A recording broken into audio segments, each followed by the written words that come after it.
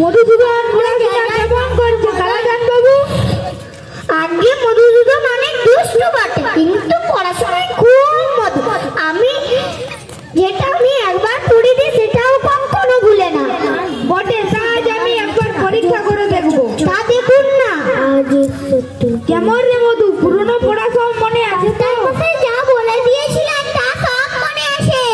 উদ্ভিদ কাকে বলে বল দেখি? জানি, যা মাটি পুড়ে হয়। একটা উদাহরণ দে। কেঁচো। কি বলি কেঁচো? বসুন মশাই, এখন কিছু বলবেন না। তুমি তো পদ্যপাঠ করেছো, কারণে কি ফটো বলো দেখি? কাঁটা। কি বলি কাঁটা? আরে কেন, আমি কি মিথ্যা কথা বলছি? আচ্ছা, শ্রেয়াল যুদ্ধের লাগে কে কেটেছে ইতিহাসে কি বলে? পোকা। কি বলি? মিছি মারতে মরছি। শুধু সারা সিরাজুদ্দৌলা তাই কেন, সারা ইতিহাসখানা পোকাই কেটেছে। দেখুন, এই দেখুন। ব্যাকরণ মনে আছে? আছে। কর্তা কি, তা একটা উদাহরণ দিয়ে বুঝিয়ে দাও দেখি। জানি, যা মাটি পোড়া হয়। কেমন বল দেখি? কি আর কার মনে থাকে? ষষ্ঠী তৎপুরুষ কাকে? তোর মাথা।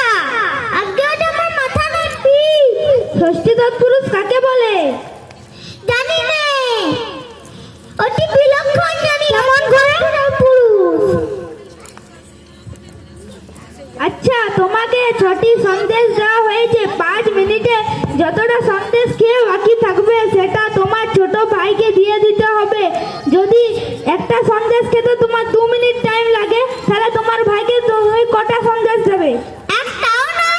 কেমন করে? সবগুলো খেয়ে ফেলবো, দিতে পারবো না। আচ্ছা, একটা বটগাছ যদি 1 ইঞ্চি করে উঁচু হয়, তাহলে বৈশাখ মাসের পয়লায় 10 ইঞ্চি ছিল। ফিরে বৈশাখ মাসের পয়লায় সে কতটা উঁচু হবে? দাদা যদি সে গাছটা বেঁকে